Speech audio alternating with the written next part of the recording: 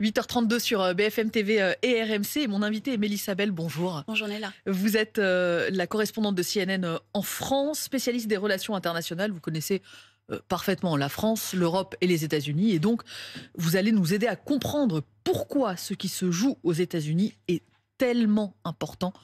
Pas simplement pour les Américains, mais aussi pour nous. L'Amérique vote ce mardi, jusqu'à ce mardi. Donald Trump, Kamala Harris, l'un des deux succédera à Joe Biden. Mélissa Bell, si vous deviez mettre une pièce sur l'un des deux. Personne ne peut savoir et ça serait hasardeux de s'aventurer à ce stade avec une projection. C'est dans les 7 États clés des différences entre les deux candidats. Dans certains États, de moins d'1% dans les sondages. Et ce sont ces 7 États qui vont décider cette élection. Pour l'instant, personne ne peut savoir. Et les sondages, on le sait, ne sont pas toujours justes et donnent une image un peu faussée au départ de ce qui peut arriver. Personne ne sait et cette élection est plus serrée encore que toutes les dernières. Ça veut dire qu'il est possible, si je comprends, moins d'1% des voix dans cet État. Donc c'est quelques centaines de voix pour l'un ou pour l'autre. Donc ça veut dire qu'il est très probable que ce soir, nous n'ayons pas les résultats définitifs. C'est quasiment certain, puisque dans les États clés dont on parle, le système fait que, par exemple, en Pennsylvanie, et là, les votes qui ont été... 78 millions d'Américains ont déjà voté avant le jour du vote. Dans l'État de Pennsylvanie, par exemple, qui est l'État clé le plus important, puisqu'il y a 19 électeurs qui en sortiront, les votes qui sont arrivés avant le jour J ne peuvent pas être ouverts, dépliés, passés dans les machines avant plus tard dans la journée aujourd'hui. Ce qui veut dire que la Pennsylvanie, forcément, va mettre quelques jours à donner son résultat et ce pourrait être décisif pour le résultat global. Oui, parce que pour réexpliquer le mode de scrutin, les Américains ne votent pas directement pour leur président, ils élisent des grands électeurs, État par État, et c'est ces grands électeurs qui ensuite donnent leur voix à Donald Trump ou à Kamala Harris.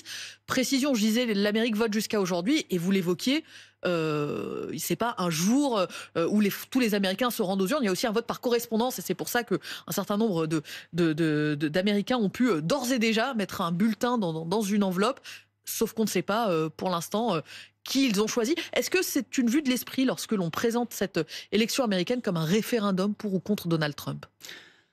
C'est vrai qu'il a le passif, l'historique qu'il a, que depuis qu'il a une place particulière, puisque ce serait la première fois depuis 160 ans qu'un président qui avait été battu regagnerait la Maison-Blanche, mais aussi depuis sa défaite, il a été tellement omniprésent dans le paysage politique américain, et pas simplement parce qu'il a gardé le contrôle du Parti républicain, aussi à cause de ses messages de désinformation qui voulaient que 2020 lui avait été volé, qu'il aurait dû gagner cette élection, qu'il n'aurait jamais dû quitter la Maison-Blanche.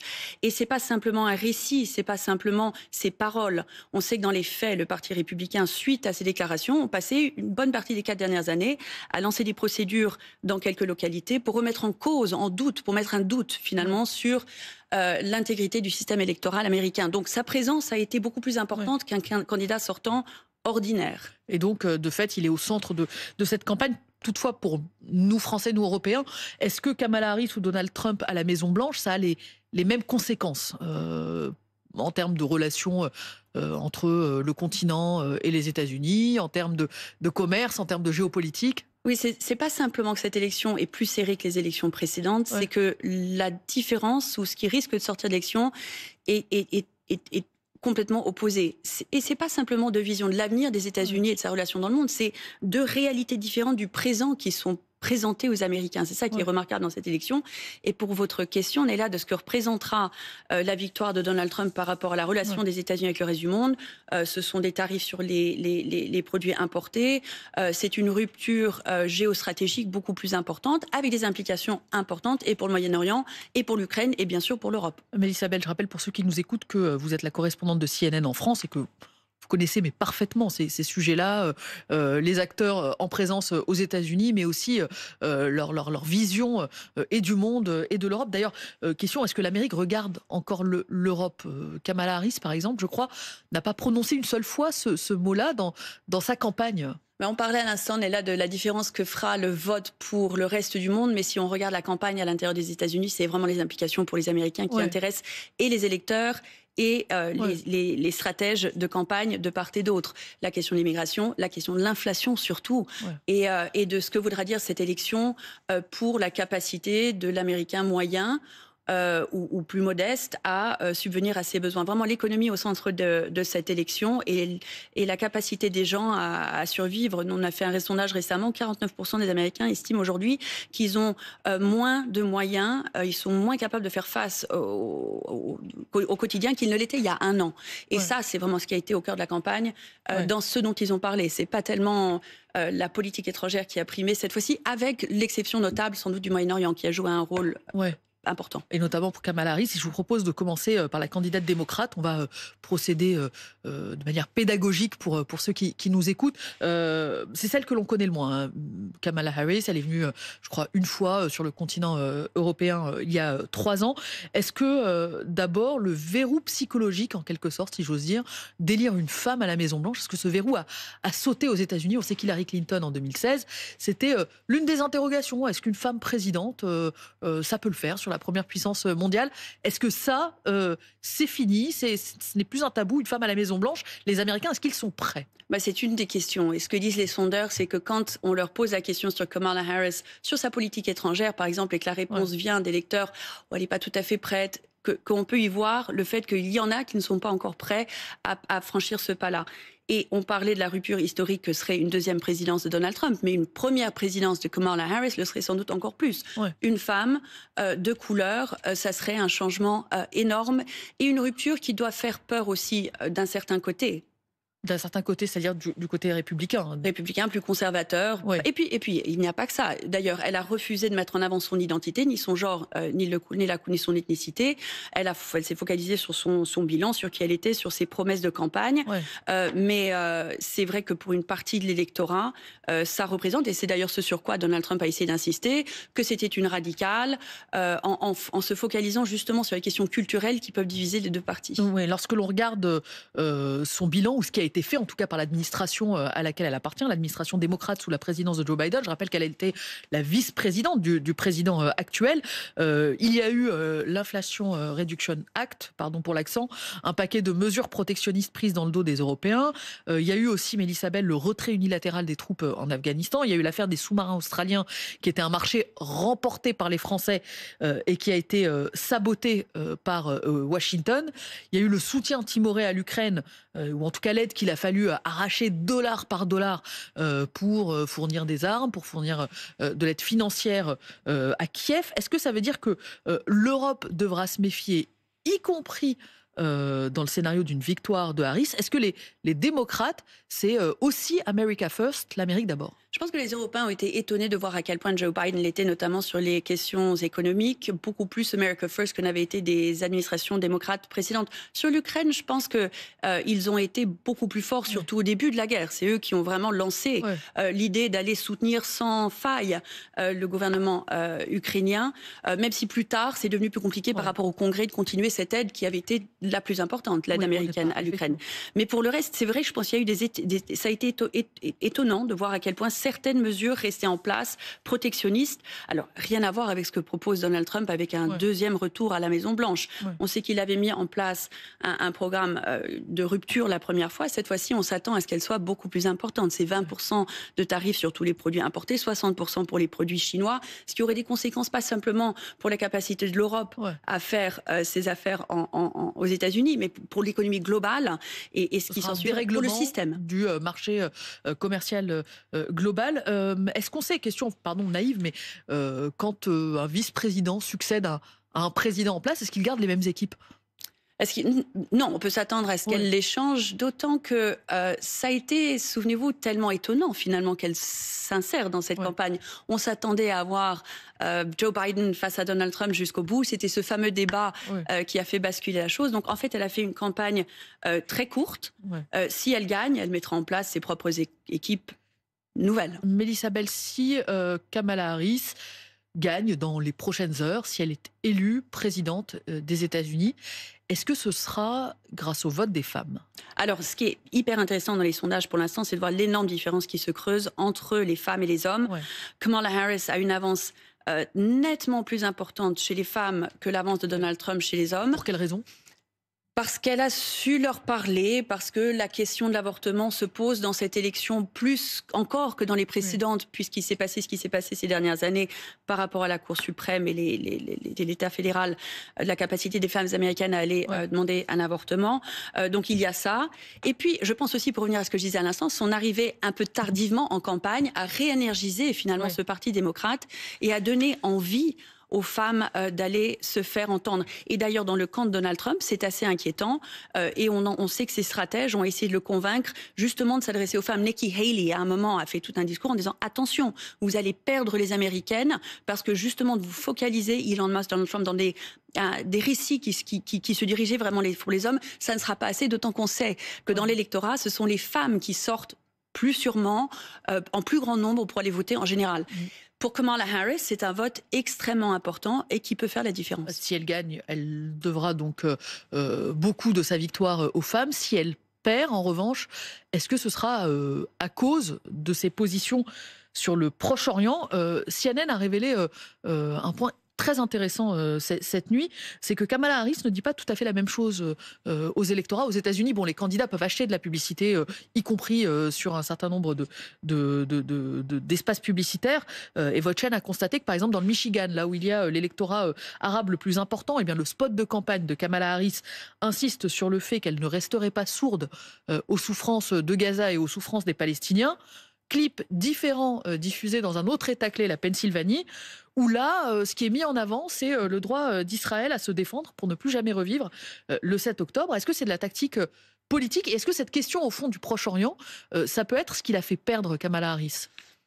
Je pense qu'elle est importante puisque les États-Unis sont très divisés sur la question. Vous le disiez, les populations dans le Michigan, mais d'autres États américains, la population juive américaine et son poids dans le paysage politique américain, bien sûr, sur la question de Gaza, sont plus divisés que jamais. Ça a été compliqué à gérer pour le Parti démocrate ces derniers mois, notamment pour Joe Biden en début de campagne, qu'on voyait du point de vue des Américains dans le Michigan, n'avoir pas fait assez pour faire entendre justement ce qui se passait à Gaza.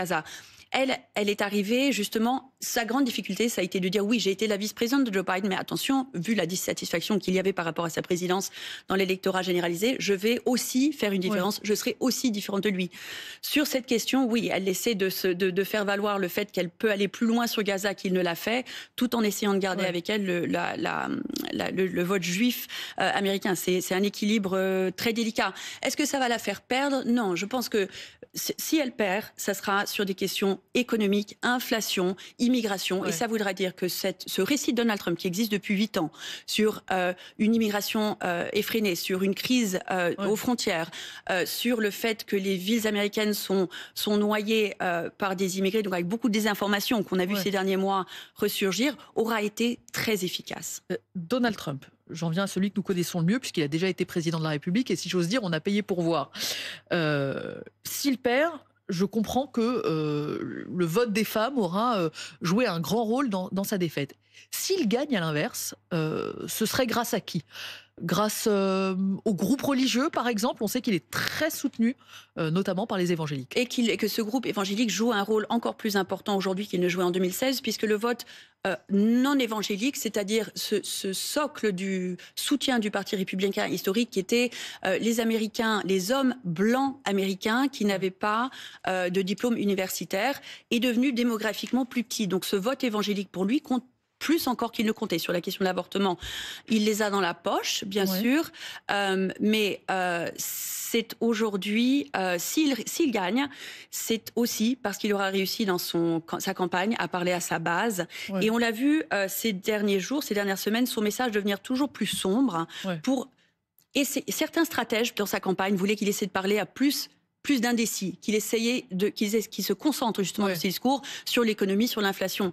Il est qui il est. Et plus les semaines ont passé, plus le discours est devenu sombre et autocratique. Et s'il gagne, ça veut dire que ça a été ignoré et que sa base est sortie suffisamment nombreuse pour compenser le fait que les indécis n'ont pas été séduits par un message qui serait plus au centre. Mélissa Bell, on est d'accord que si Donald Trump ne gagne pas, il y aura une contestation des résultats. Jusqu'où cela peut aller? On garde en tête les images de l'attaque du Capitole lorsqu'il a perdu en 2020. C'est certain. On sait que depuis 4 ans, certaines parties du Parti républicain ont lancé 130 contestations, procédures préélectorales Ouais. pour essayer de faire miroiter dans des localités des menaces qui n'en avaient pas vraiment été Pour jusque-là. disqualifier le scrutin. Par exemple, le fait que des non-américains étaient sur des listes électorales. On sait que dans la réalité, c'est un nombre infiniment petit. Ça n'est pas un problème dans le système démocratique américain. Pas simplement les procédures, mais le récit qui vient du Parti républicain depuis 4 ans sème un doute. Et on l'a entendu de plus en plus clairement ces derniers jours dans la campagne. Si les démocrates gagnent, c'est qu'ils ont triché. Et ce sont des procédures lancées au niveau local qui pourraient retarder donc le résultat final. Et qui pourraient, on se souvient de 2020, c'était alors même que les votes étaient comptés, qu'il parlait de tricherie dans tel ou tel endroit. Ouais. Ça a commencé déjà, il n'y a aucun doute que ça continuera cette année dans les prochains jours. Campagne extraordinaire, Mélissa Bell, quand on se déroule le film des dernières semaines entre la tentative d'assassinat de Donald Trump, Kamala Harris, qui est finalement désignée par les démocrates quand Joe Biden se retire, les violences verbales inouïes à laquelle on a pu assister entre les deux candidats. Est-ce que quand vous voyez cette campagne américaine vue de France, est-ce que vous voyez des similitudes? Est-ce que vous dites, tiens, la France peut être aussi guettée par cette forme d'américanisation de la politique et de brutalisation du débat public? Je ne lui souhaite pas, mais je pense que ce qui a été justement dans ce que vous expliquez, ce qui a été déterminant pour changer ça, pour faire qu'on arrive à ce point de vitriol, de division, de fracture, d'incompréhension, d'incapacité à s'entendre de part et d'autre du spectre politique, c'est aussi le fait que le paysage médiatique a beaucoup changé. Des chaînes comme la mienne ou Fox News jouent un rôle moins important dans l'information que reçoivent les gens aujourd'hui qu'en 2016. Les réseaux sociaux y ont été pour beaucoup, avec leur capacité à relayer des informations qui sont fausses, le fait qu'il n'y a pas d'intégrité journalistique dans les informations qui sont relayées, rien n'est checké ou pas tout n'est pas checké. Et on a tendance, c'est aussi une façon d'amplifier certains messages. Donc, une partie de l'électorat va simplement recevoir des informations qui confirment les idées qu'ils ont déjà. Et cet espace réel, partagé d'autrefois, a eu tendance à disparaître. Moi, j'ai l'impression qu'en Europe, il existe encore. Vous avez encore des rendez-vous télévisés importants d'un point de vue national. Vous avez encore des journaux nationaux qui comptent, pas simplement en France, mais ailleurs. C'est ça qui s'est effrité beaucoup plus rapidement aux États-Unis. C'est difficile pour une chaîne comme la vôtre, Mélissa Bell, CNN, de couvrir la campagne du candidat républicain, alors qu'il vous a souvent désigné comme des médias relayant de fausses informations. Il vous a souvent accusé, au fond, de ce qu'il produisait lui-même. Ennemi public numéro 1 pendant la campagne de 2016. Et pourquoi? Parce que, comme disait notre chef à l'époque, parce que quand on est pour la vérité, on a l'air d'être contre Donald Trump. Donc, vous vous souvenez, après prendre son premier mandat, les journaux New York Times qui avaient fait des décomptes des mensonges tous les jours. C'était complètement nouveau. Donc, pour les médias traditionnels qui essaient de faire leur travail, d'essayer de faire la part entre le vrai et le faux et de relayer des informations justement qui ont été vérifiées, qui sont factuelles, qui sont réelles, ça n'est pas un combat personnel, ça n'est pas un combat contre tel candidat, c'est un combat qui a toujours été éternel, qui est celui pour la vérité, pour essayer de dire les choses comme elles sont et de trouver la vérité là où elle est. Mélissa Bell, d'un mot sur les réseaux sociaux, puisque vous les avez évoqués, on voit qu'un certain nombre de grands patrons de la tech américaine gardent le silence, alors que traditionnellement, ils étaient plutôt démocrates ou perçus comme tels, à l'exception notable d'Elon Musk, qui ouvertement soutient Donald Trump. Est-ce que l'on sait, les patrons de Facebook, de Microsoft, les autres, qui y soutiennent? On sait que, par exemple, exemple, ils se taisent. Une particularité cette année, c'est que Corporate America, toutes les grandes boîtes, pas simplement les techs, souvent peuvent faire campagne pour aller voter. Donc pas pour un candidat ou pour l'autre, mais juste pour encourager les gens à aller voter. Cette année, beaucoup se sont tus parce que de peur d'être associé à une campagne ou l'autre. Et encore une fois, ça donne le Washington Post qui, pour la première fois, ne donne pas sa préférence. Ça aussi, c'est curieux, des médias qui donnent leur préférence. C'est courant aux États-Unis. C'est courant aux États-Unis, c'est curieux en France. Et le Washington Post en a perdu des dizaines de milliers d'abonnés parce qu'ils ont l'habitude justement d'avoir un journal qui leur dit bon, nous, on pense que tel candidat sera bon pour telle ou telle raison. Donc c'est un grand changement et ça en dit long. On est là sur la fracture de ce pays. Et sur jusque-là, on pouvait être pour les républicains, pour les démocrates, ça pouvait changer, mais il y avait une capacité à se parler, à continuer à croire en un système, l'intégrité d'un système, un espace partagé, comme je le disais à l'instant.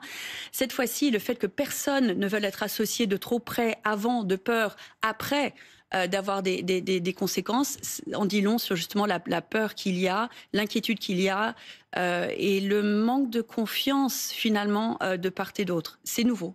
C'est nouveau et La bonne nouvelle, c'est que vous nous dites que la France, pour l'instant, n'est pas guettée Pas par l'impression. cette logique de bloc contre bloc. Merci Mélissa Abed, il est 8h52 sur BFM TV et RMC. Merci d'être venue à ce micro ce matin.